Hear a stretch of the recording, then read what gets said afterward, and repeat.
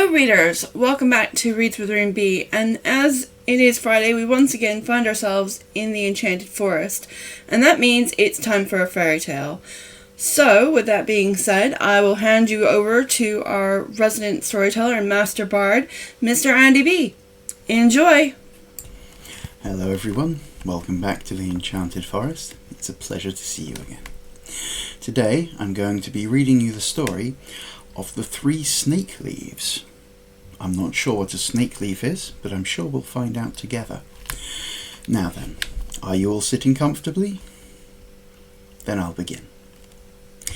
There was once a poor man who was unable to feed his only son any longer. So the son said, "My dear father, everything goes badly with you, and I am a burden to you. I would rather go away and try to earn my own bread." So the father gave him his blessing and took leave of him with great grief. At that time the king of a powerful empire was at war, and the youth taking service under him went with him to the field. When he came in sight of the enemy, battle was given, and he was in great peril, and the arrows flew so fast that his comrades fell around him on all sides. And when the captain was killed, the rest would have taken to flight, but the youth, stepping forward, spoke to them courageously, exclaiming, "We will not let our fatherland be ruined." Then the others followed him, and pressed on so furiously that they routed the enemy. As soon as the king heard that he had to thank the youth for the victory, he raised him above all the others, gave him great treasures, and made him first in his kingdom. Now the king had a daughter who was very beautiful, but she was also very whimsical. She had made a vow never to take a lord and husband who would not promise, if she should die first, to let himself be buried alive with her. "Does he love me with all his heart?" said she. "What use to him then can his life be afterwards?" At the same time she was prepared to do the same thing, and if her husband should die first, to descend with him to the grave. This vow had hitherto frightened away all suitors, but the youth was so taken with her beauty that he waited for nothing, but immediately asked her in marriage of her father. "Do you know," said the king, "what you must promise?" "I must go with her into the grave," he replied, "if I survive her. But my love is so great that I mind not the danger."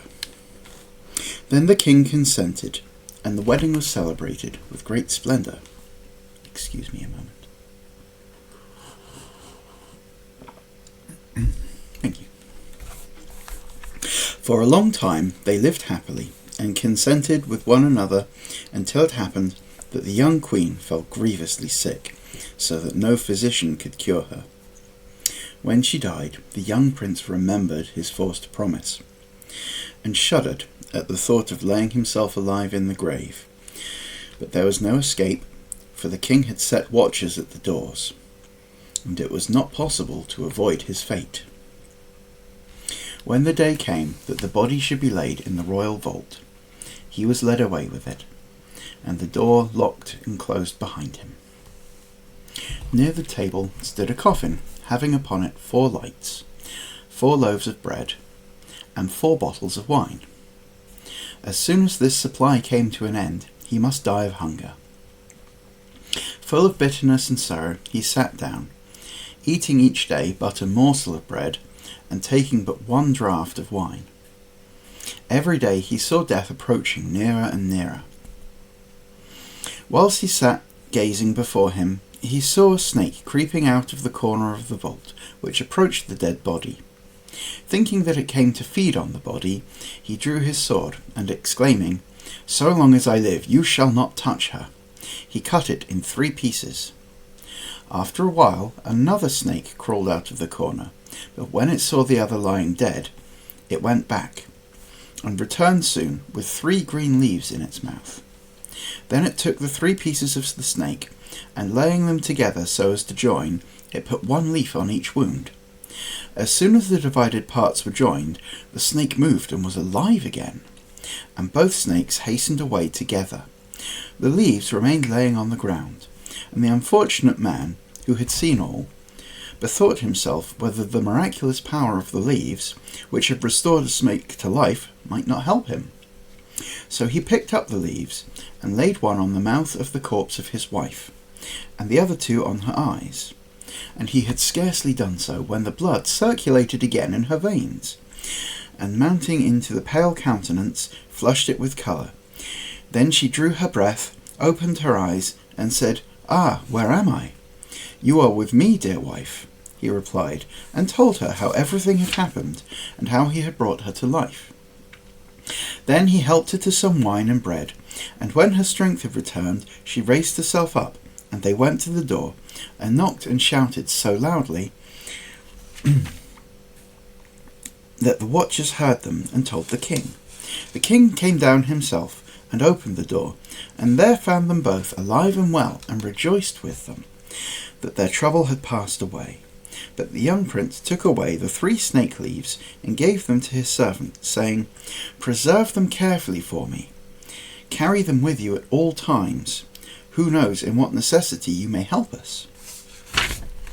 A change, however, had come over the wife after she was restored to life, and it was as if all love for her husband had passed out of her heart.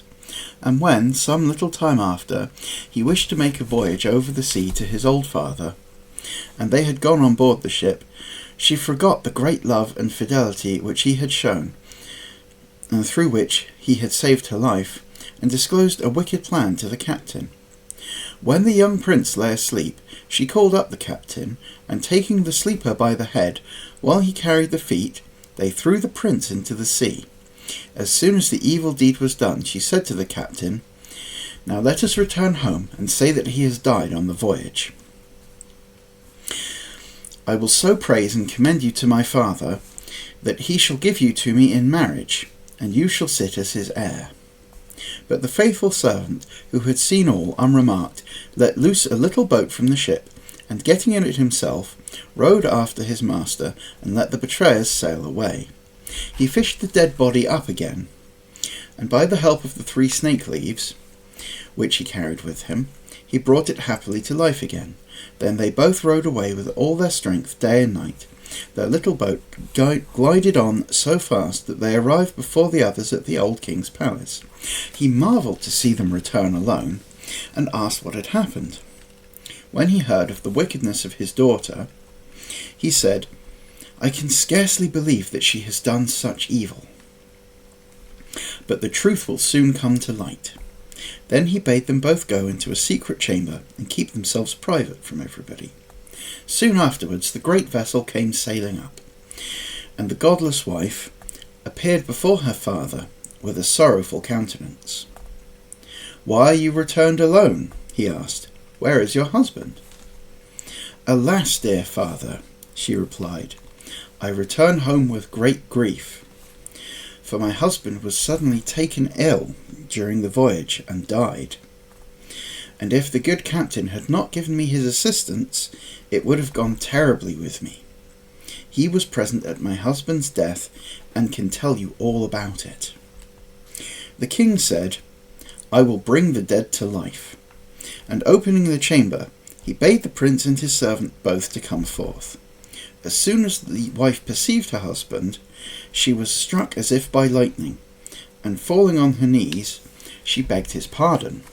But the king answered, "For you there is no pardon. He was ready to die with you, and gave you life again. But you have conspired against him in his sleep, and shall receive your due reward."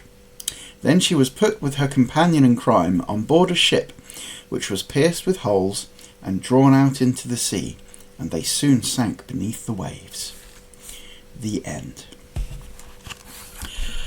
Well, not a very nice ending for the princess, but many would say she brought it upon herself. Thank you very much for listening to my story. I hope you enjoyed it. I will see you again next time in the Enchanted Forest. Take care, everyone. Goodbye.